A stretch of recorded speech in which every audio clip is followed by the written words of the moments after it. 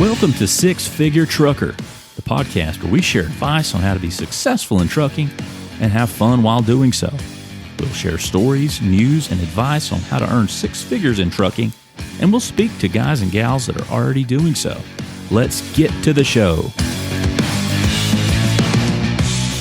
Hello, everyone, and welcome to the Six Figure Trucker, brought to you by Norton Transport. We thank each and every one of you for joining us each week, and you know that this is a format, a venue, if you will, where we elevate and celebrate the truck drivers that make Norton Transport such a good company. Of course, we could not do it without them, and we want to thank all of you for joining in their success and listening to these stories. Now, we're just getting started because you may have noticed on our podcast, we have a fresh new logo. Of course, that means new shirts for you drivers, our guests, and we have more changes coming your way. Now, don't worry, our current format will stay intact. You can still enjoy the weekly fresh interviews with some of the best drivers in the country, and we are proud to call them Norton Transport drivers.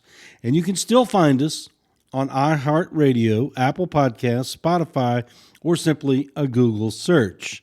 Now, if you're already subscribed, you're in good hands. You won't have to do anything to continue receiving our weekly show, but we are now thrilled. We're thrilled to announce in the next few weeks, we're going to hit the record button, the red button. That would be the video record button. We want to further highlight our drivers so you can get to know them better by seeing them in the interviews. Again, we're all so excited about this, so keep your eyes open and your eyes peeled. But for now, we want to go back just a few months ago and revisit a driver who was very special, very elite in the way that he operates himself. That would be Leopold Ruddock. Now, I personally met Leopold in South Dakota. We were up there on a business trip, and he was in Watertown, South Dakota, making a delivery, and we were going back to Sioux Falls to the airport. So we picked Leopold up and enjoyed a very nice ride with him for a couple of hours and heard many of his stories about his life, what he has done, and how he has become such a successful driver. Now, Leopold has a successful family, and he is a record holder in track. But that did not come easily when he was in high school. But he put his mind, his body, and his soul into his training and set the record which still stands from the last time he was in his home country of Jamaica. Now, that same kind of tenacity and perseverance and persistence followed Leopold into the trucking world. Now, that's a profession he's been in for over 30 years. So sit back and relax and revisit the amazing story of Leopold Ruddock.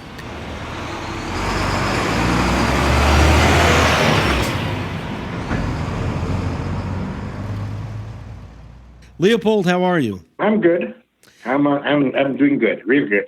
Okay, now are you on the road right now, or are you at home getting ready to go on the road this coming week? I'm at home getting ready to go. I was just going through the load board. I got you. Now, home for you is Stone Mountain, is that right? Yep, Stone Mountain, right below the Stone Mountain Park. They're in Georgia, Stone Mountain, basically in the Atlanta area. For those of you not familiar with Georgia, that's where Leopold lives with his family.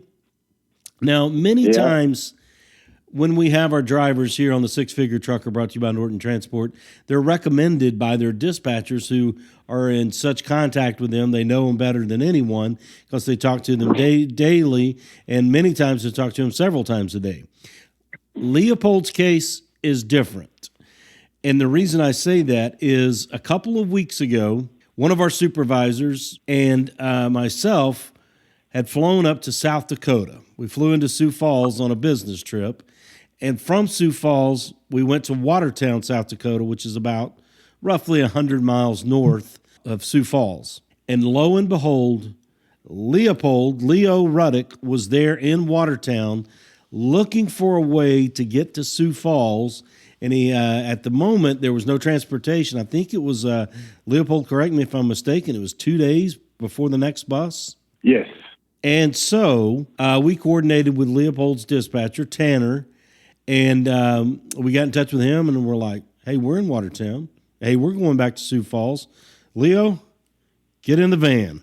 So Leopold joined us in the van on the ride back to Sioux Falls, and that's when we learned all about Leopold, and it was a very engaging ride for about an hour and a half, 2 hours through the cold weather of South Dakota. Leo, how was that ride for you? It was very interesting. It was very interesting because due to the conversation, the time did not really matter. Right, the ride just flew by. Yeah, the ride was just by, and we were able to have a very comfortable conversation, on that ride. It was over before you think about it. Right, exactly, exactly. Now, Leopold has been with the company, and he has been a driver. He is very familiar with the open road. He's been driving for 36 years. Now, we're going to get into his driving next week, but Leo's got a fascinating story that led him to that point. Now, you may or may not have picked up on Leopold's accent and dialect. This is not his first country. Leopold, tell us where you're from originally and how you got to the States. But let's first hear where you're from. Well, I'm from St. Andrew, Jamaica. That's where I grew up. I did spend 1 year in Westmoreland because my mother and father divorced. So I would spend time with my father in Westmoreland, who was a dentist, and then I came back to my mom's house with my stepfather because my father was relocating to California to pursue his job. I got you. Now, we were talking about 36 years experience driving a truck commercially, but you actually got some experience there in Jamaica driving a heavy piece of equipment. Tell us about that. Oh, yes. I basically lived in Jamaica up until I was 31 years old. I started with the Airport Authority, the aircraft firefighters. I started that in 1977. Before that, I spent 2 years working with the orthopedic department. And when in my pursuance of the fire department, I basically have access to driving the fire trucks, and that's what I did. We have the ambulance, fire truck, and then we also have training that I was also a part of for most of the time that I've been a firefighter. How did that experience driving the fire truck? That was basically the basis or the building block of your career as a commercial driver. Yes, it was the building block. That's what started it. But I used to also drive buses because my stepfather had buses for the tourists and buses that would go from Kingston to Montego Bay. I got you. I grew up with buses also, so it's not just a firefight, public transportation. Now, what was life like in Jamaica at that time period for you? I tell you, it was a mixture. It was pretty good. My mother was an entrepreneur. My father, who was a dentist. My stepfather, who basically had business. My mom had the first Kentucky Fried Chicken store in Jamaica. And she had several restaurants. Okay. And so I was very busy. I guess so. Yeah, so my life was very busy. Working as a cashier from a little kid, clean up the yards, this, that. You always got something to do. So that means I was basically almost busy, always busy as a young man coming up. Now, you straight out of high school, you went to the Airport Authority, is that right? No, straight out of high school, I went to the National Youth Service for the government. So I worked for the government for 2 years. I got you. And I worked with the orthopedic department at the Ministry of Health, in the X-ray department and the orthopedic. So that's what I did for 2 years before I venture into firefighting at the airport. Now, while working with the Airport Authority as a firefighter and driving the fire truck, you also started moving into instructing firefighters. Is that right? Yeah, I was mostly in administration. I was used in that section because during my time there, I started my studies with aircraft, with the Institution of Fire Engineers in London. The airport authority paid for my studies for the Institution of Fire Engineers. So because of that and my ability, they wanted me to be in administration. So I spent a lot of my time in official office work. Now, in that ride that we had from Watertown, South Dakota, down to Sioux Falls, South Dakota, speaking of training, we heard a fascinating story that you shared with us about your training in track and field, so to speak, while you were in college. Tell us that story. That was a fascinating story. Well, it's strange that it was in high school when I was at St. Mary's College. What happened was that I used to come last in every race. And in my last 2 years in high school, people used to clap me coming in last, but I always finished the race. But I was also involved in soccer. So I used to travel from Kingston to St. Catherine every day to go to school every morning. So I wake up at 4 o'clock in the morning, 4:30 in the morning to go to school every day. And what happened was that when I come in in the evening, I used to, I had training to do in my neighborhood. So before I do that training, I would run. I would run on the stand for 3 miles. And then I would run on the asphalt for 3 miles. And then I would go to the soccer field, and then I would climb the mountain, which is about 1.5 miles up and down before I start training. So doing that, it kind of build me up different, more stamina, more strength and more lift. So when I started to run again at St. Mary's College, I realized that I was just leaving everybody. Everybody that used to beat me, I just clean up the whole field. Mm-hmm. In 100, 200, long jump, high jump, and all the guys that used to beat me, I come back and I beat every one of them. I beat them so bad that I had a record of 9.81. Wow. That is still there today from 1974.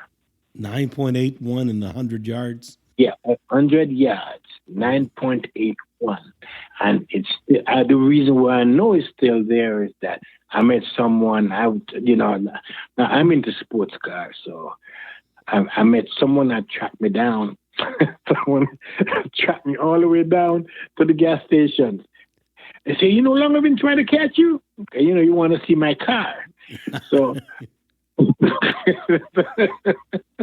So when he caught me, he said to me, then we start to talk. He said, you're from Jamaica? I said, yes, I'm from Jamaica. I said, all right. So we're in Jamaica. When you said above rocks, St. Catherine, I said, what school did you attend? He said he went to St. Mary's College. I said, what? I said, I went there too. I said, what's your name? So I told him my name. So he said, your name is Ruddock? I said, yeah. He said, which one Ruddock are you? Because there are two of us, two Ruddocks that went there. Mm-hmm. And we both have records in track and field. Both of us. Wow. My younger brother has record in long jump. As a matter of fact, he also helped to train some of the athletes, for the Jamaican athlete, even today. My younger brother, because he's into sports. Wow. And he said, which one of the Ruddocks are you? So I told him who I was. And he said, what? So you are? I said, then he told me that my record is not broken. Wow, that is amazing. How proud does that make you? And that was recently. And I said, oh man, I can't believe it. But I really did run. But the reason why I did not continue into sports is that there was no money in sports at that time. Yeah, so I just decided I'm not going to venture into it at all. There's more money into it now than it was then. So. Oh, absolutely. You're listening to Leopold Ruddock here on the Six Figure Trucker, brought to you by Norton Transport. Leopold is sharing his very rich background in Jamaica, where he grew up and was stayed there until he was 31 years old. Now, Leopold came to America at that point, and you will hear next week what brought him to America and led to his career as a very successful driver, not only with us, but even before then. Leopold, we'd like to go ahead and wrap up this week's episode of your life in Jamaica. Anything that we may have not covered that led to your success present day? Well, I would say that parents have a lot to do with, and mentors. I had good mentors in my life coming up as a child. I used to sit down with a lot of older people and, for hours and talk. And that kind of helped and motivated me because of the fact that people used to respect me as a young man coming up. And that motivated me to do better and better because I had good people behind me. There you have it from Leopold Ruddock. Very great stories there from Jamaica, and we certainly appreciate him sharing that with us. And next week, Leopold's going to break down his career as a commercial driver, and it's a very long career, very successful career. Leopold, thank you very much for joining us. You're welcome. You're most welcome, John. Six Figure Trucker is brought to you by Norton Transport. Norton Transport is a drive-away trucking company that customers can rely on. It offers excellent independent contract driving opportunities to professional, courteous, and qualified drivers that can provide the kind of service we deliver. If you're interested in learning more about Norton or just want to subscribe to the show, check out 6-figuretrucker.com. That's 6-figuretrucker.com.